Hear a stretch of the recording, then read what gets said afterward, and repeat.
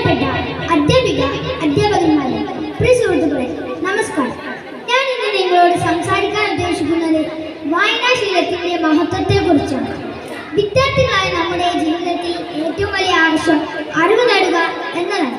കുട്ടികളായിരിക്കുമ്പോൾ നമ്മുടെ അച്ഛനമ്മമാരിൽ നിന്നും നാം കേട്ടും കണ്ടും അറിവുകൾ നേടുന്നു.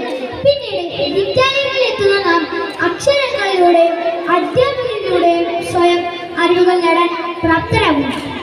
അതെ, ശരിയായ വായനാശീലത്തോടെ മാത്രമേ അറിവിന്റെ ജാലകങ്ങൾ നമുക്ക് തുറക്കാൻ സാധിക്കുകയുള്ളൂ.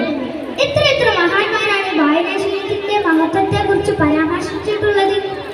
വായിക്കുന്നതിനിടയിലോ വായിച്ചു കഴിഞ്ഞോ ചില ചോദ്യങ്ങൾ സ്വയം ചോദിച്ച് അതിനുത്തരം കണ്ടെത്താൻ ശ്രമിക്കുമ്പോഴാണ് വായിച്ച കാര്യങ്ങൾ നമ്മുടെ മനസ്സിലേക്ക് കൊണ്ടുവരാനും നമ്മുടെ ചിന്താശേഷി വർദ്ധിപ്പിക്കാനും കഴിയുന്നത്. ഇത് കുട്ടികളുടെ മാനസികമായും ബുദ്ധിപരമായ വളർച്ചയ്ക്കും കാരണമാണ്. നാം വായിക്കാൻ തിരഞ്ഞെടുക്കുന്ന പുസ്തകങ്ങൾ നാം തിരഞ്ഞെടുക്കുന്ന കൂട്ടുകാരെ പോലെയാണ്. നാം അറിയാതെ നമ്മെ നന്നാക്കാനും ചീത്തയാക്കാനും അവർക്ക് സാധിക്കും. അതുകൊണ്ട് വായിച്ചറിവ് വേണം, അറിവ് തിരിച്ചറിവായിരിക്കണം. വായനയുടെ നമ്മുടെ സംസ്കാരത്തെ നമുക്ക് വളർത്തിയെടുക്കാം. ഇന്ത്യയുടെ ആദ്യ രാഷ്ട്രപതിയായ ഡോക്ടർ രാജേന്ദ്ര പ്രസാദ് തനിക്ക് കിട്ടിയ പകുതി അറിവ് വായനയിലൂടെയാണെന്ന് പരാമർശിച്ചിട്ടുണ്ട്.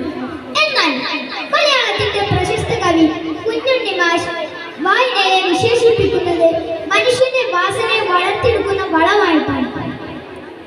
വായനാശീലം കുറഞ്ഞവരെ അദ്ദേഹം ധർമ്മത്തിലൂടെ പരിഹസിക്കുന്നത് ഇങ്ങനെയാണല്ലോ: വായിച്ചാലും വളരും, വായിച്ചില്ലേലും വളരും, വായിച്ചാൽ വിളയും, വായിച്ചില്ലേൽ പോയും.